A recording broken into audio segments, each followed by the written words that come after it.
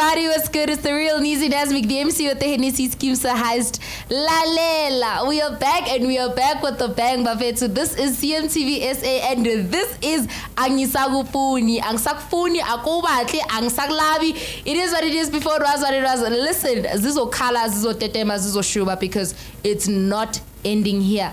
I just wanted to go into a quick break, and when we come back, we want to see what's going to go down in the DMs, because it is what it is before it was what it was. Danko siyabuya, lalele.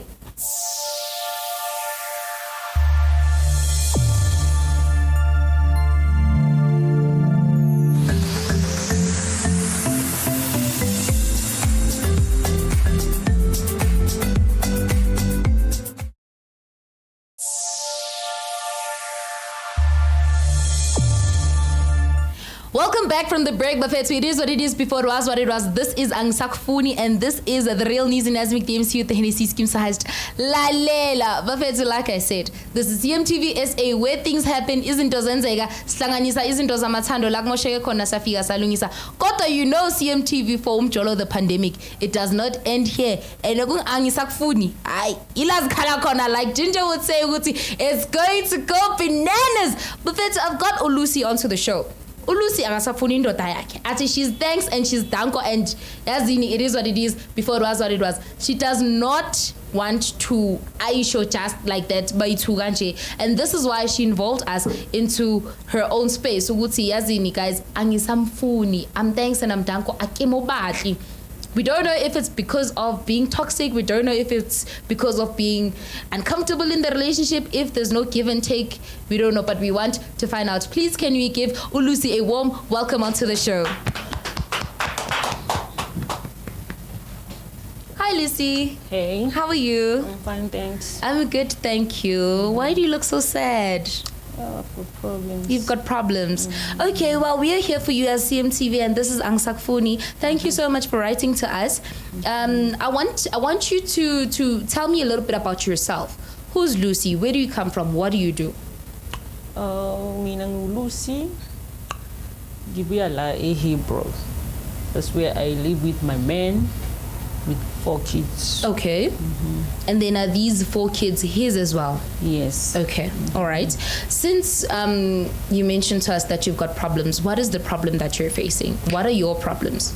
My problem is ubaba. Since we met, first year we were right, but umntwana wesibili ubaba akabuye endlini. Since I got pregnant, ubaba akabuye endlini, uzabuye sengitetile.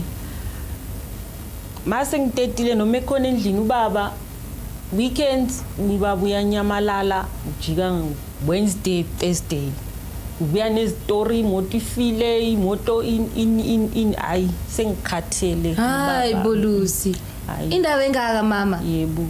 So ubaba, okay, you had your firstborn. Yes. Your secondborn, you were pregnant and he disappeared. Yebo. Why MIA?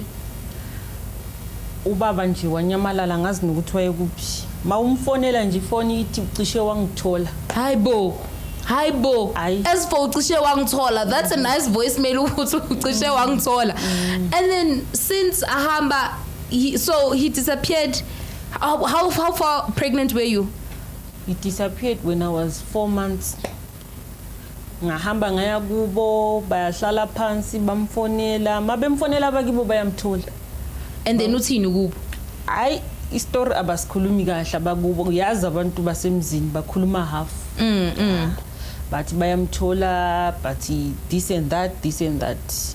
Wakhula umntwana waba ne6 months waqala kufona ubaba nami ngathi hey ithi ngimthathe back ubaba wabantu abami weza back. Umntwana wes3 hayi akadisappear, but uyenza lezo zama weekends in weekends out. So yena usendlini part time? Usendlini part time ubaba. And then uhlala bizonke lesikhathi njengoba aza ngapha part time. I-full time yakhe yoni kuphi? Hayi full time kababa ngiyazi ukuthi kuphi. Okay. So inkinga la ama trust issues nokuthi ubaba uyanyamalala. And then makabuya achaza ubaba uchaza izitori ezingazwakaliyo nje ubaba. At all. Imsebenzi imoto ifile in ayibaba nje ayi ngikhathele ngobaba. Okay, and then ubaba usebenza phi? Ubaba udrive ama truck kahle kahle. So logistics, traveling. Drive ama-truck. Okay. Story silapho i-truck istakile ngahlala 1 month endleleni ngise Mozambique injalo indaba kababa. Hayibo mama, indaba engaka. So ikuphatha kanjani leyo nto leyo? Hayi lento ingizisa ubuhlungu ngoba sengisaba nje lokukhuluma nabo makhelwane. Hebatung. And then abantwana, tell me about your kids. How old are they? Umntwana oqala una 15. Okay. Owes-2 una 8. Okay. Owes-3 una 5. Okay. Lo mncane una 2. Hayibo. And then with the other 2, the one that is 8, the one that is 5 and the one that is 2, how was the relationship between you guys? Hayi ubaba kajintshi uya-act nje. Does he support the kids? Lokhu nje kancane. Ngiphila nje ngegrant. Igranti yabantwana. And then have you ever tried to come on in just to like have a sit down with him and have a proper conversation? Umjeli inkinga zakho zokuthi you're doing 1, 2 and 3 and angithandi and sizoyixazulula kanjani? Hayi sengihlulekile i-1 on 1 yona hayi siyayichaya shame.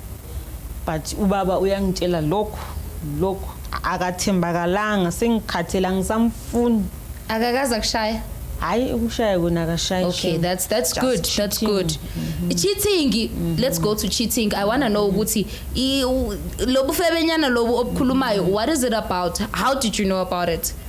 Ubufebe angaze ngimbambe, but lokho akwenzayo kuyabonisa ukuthi khona umuntu ambonayo kwenye indawo. Okay. Because angikuhlale 6 months ungekho endlini uyabukuphi. Okay. 6 months. And ngoba ifoni nje angibambe yakhe. So angike ngithi ngayibona cheating. Ngoba ifoni yakhe ayibanjwa, ayivulwa ekaba. Angaza nazama maybe nashaya couple switching phones, maybe na changeisana ngama-phone nabheka ukuthi ithi ngibone nawe ubone. Hayi. Ngayizama ubaba wathi ifoni yendoda akayibanjwa mama. Yeah.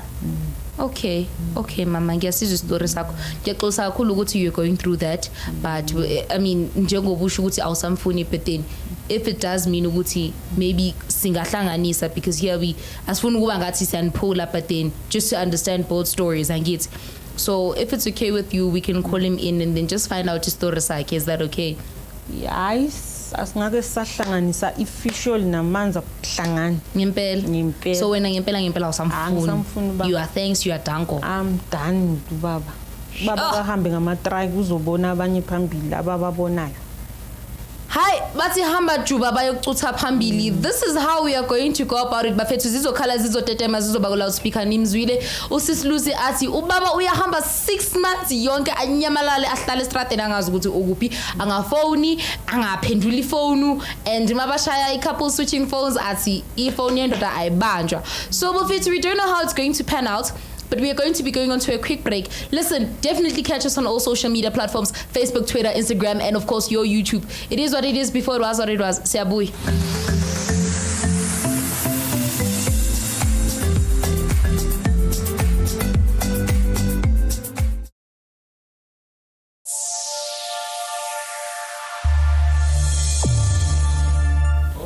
Welcome back from the break, buffet. So it is what it is, before it was what it was. You're still stuck with the real Neexy Nasmik, the MC with the Hennessy skim sized on Angisakufuni. I'm thanks and I'm Tanko Akobatli, and I'm done with you, buffet. So we're definitely going to allow Nkululeko to join us onto the show and Sizo Uguti Yazin Zizo Kalan. Nkululeko?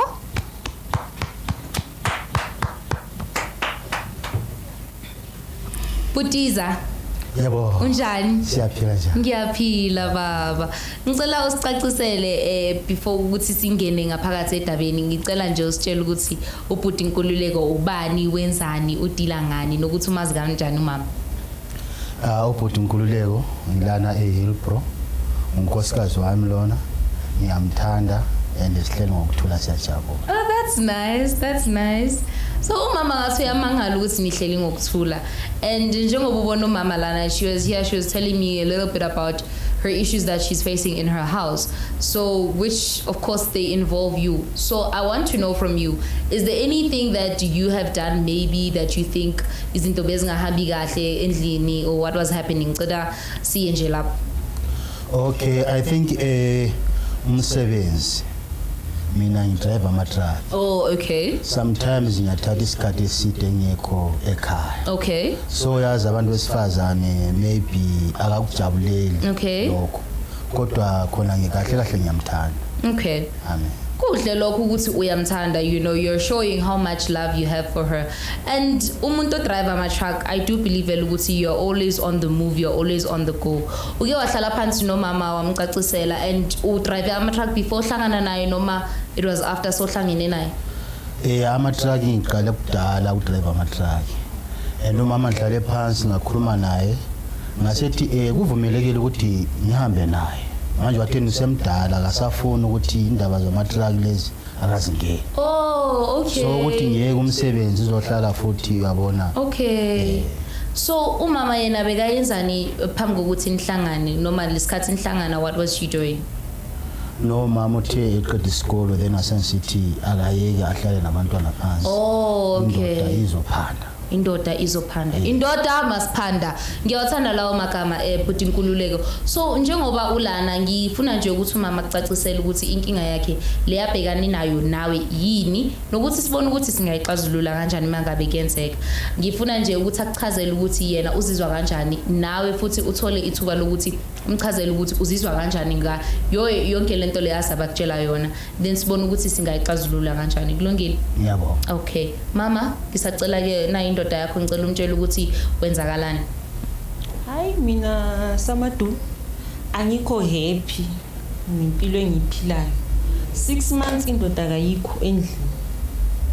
Ngingavele ngizithwale uyanyamalala ngize ngiyekhululeka ungekho, awazi ukuthi isichubo sithengwa malini, awukho ngaleso sikhathi.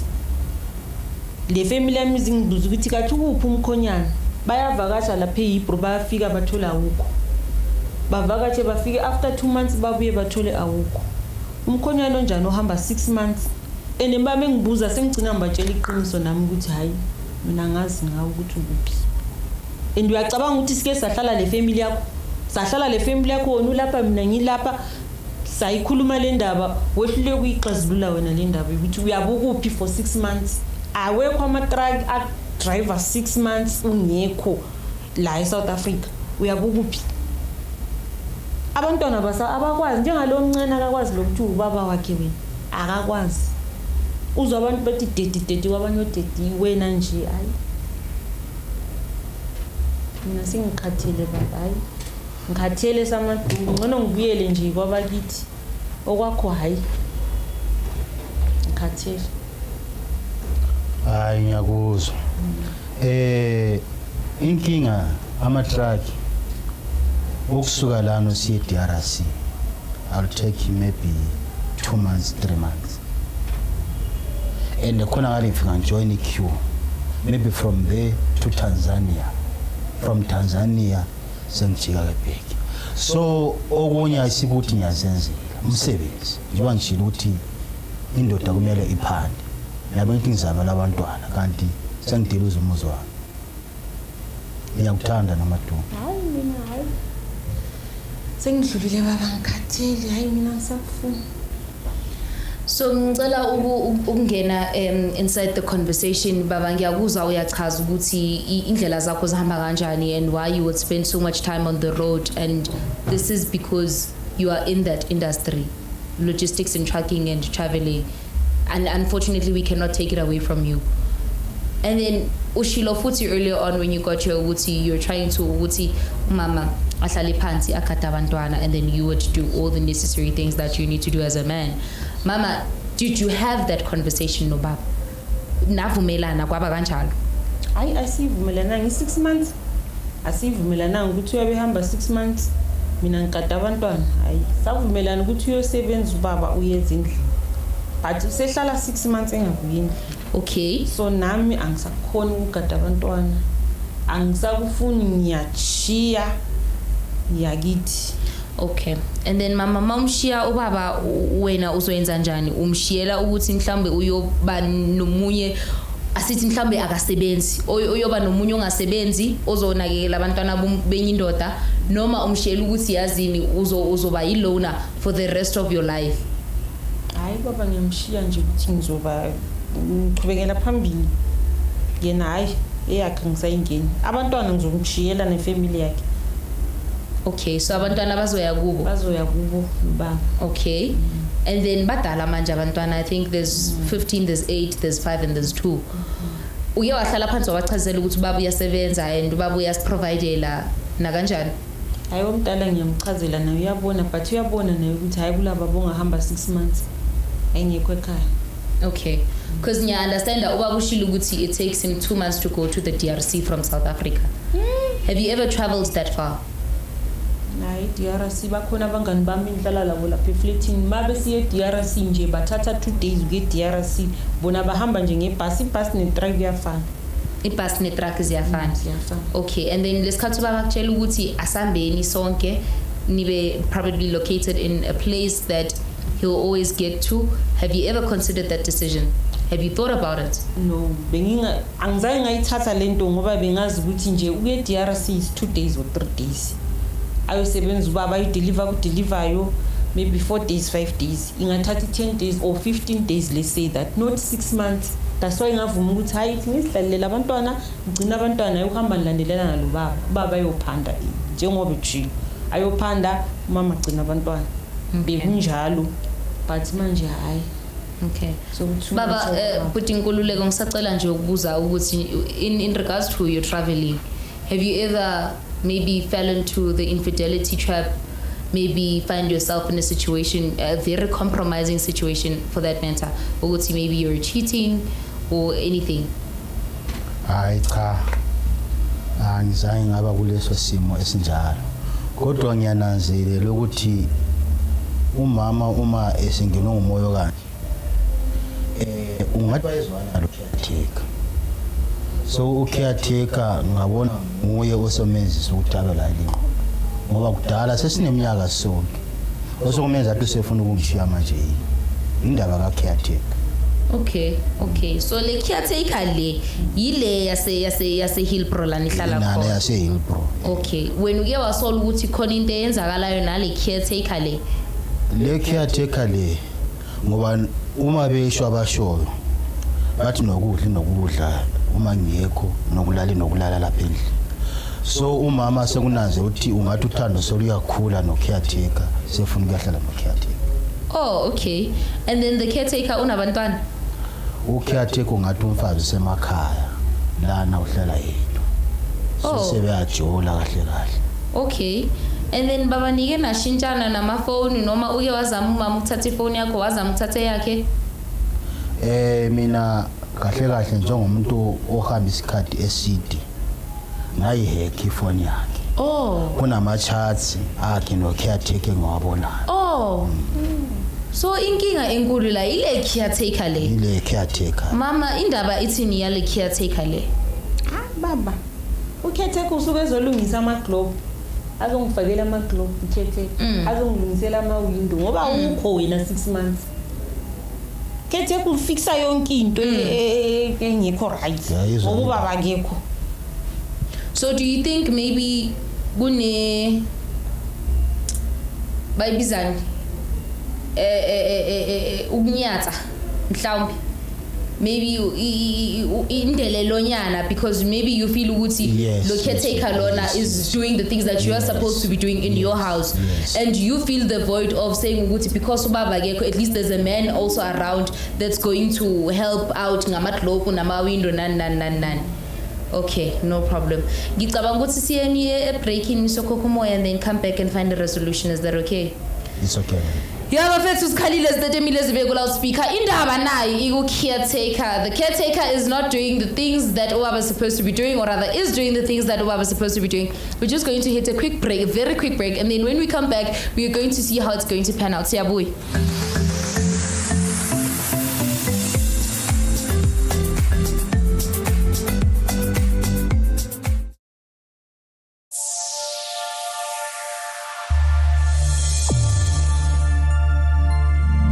Welcome back from the break, Buffet. It is what it is before it was what it was. Here on Angisakufuni, I've got Lucy, putting kululego, and they want to say to each other, mina ngiyakuthanda omunye athi angisakuthandi Angisakufuni. So we're just going to hear from them. Lucy, ngicela nje usitshele ke ukuthi sivala kanjani namhlanje. Awusamfuni? Hayi I'm done to baba. You are done. Ngisamfuna ubaba. Angcono ukhethe ka uyozongilungisela ama-globe bafaka amafastera hayi ubaba hayi 6 months baba. Yo. Kwanzima vele ndaba yakhe baba wena bathi mina bengibona ukuthi nisakuthanda ma and silabantwana basakhula basasidinga why singayilungisi lindaba ka caretaker so mina I'm thinking njengoba ngihleli lana I'm thinking maybe we can organize a marriage counselor ukuthi nizokhuluma maybe with somebody that's very much professional ozonitshela ukuthi ningayenza kanjani inside your marriage. Maybe you guys can make up, but for now it's a breakup. Umama Angisakufuni, but ke ngalunga ukuthi sinifakele marriage counselor baba. Yes, good for me. Mama, it's good for you Samadu. Mina no makeup, and makeup lutho. Phambo uzongiyazi phambo kwabantu namadoda. Makeup lutho. So caretaker is right nalo caretaker lo. Hey, but infidelity is a problem, traveling is a problem, time and communication is a problem in Mjolo the pandemic, and that's why it's called Mjolo the pandemic. And this is how we end the show. We're definitely going to provide some marriage counseling to them, and we hope they're going to make up much more than break up. For now, Bate Abasamfuni, their Danko Akisa Wata and Uglabi, and this is how we end it on today's episode. It is what it is. Before it was what it was. This is the real news in Asmic DMC with the Hennessy Skim Sahaj. La la la!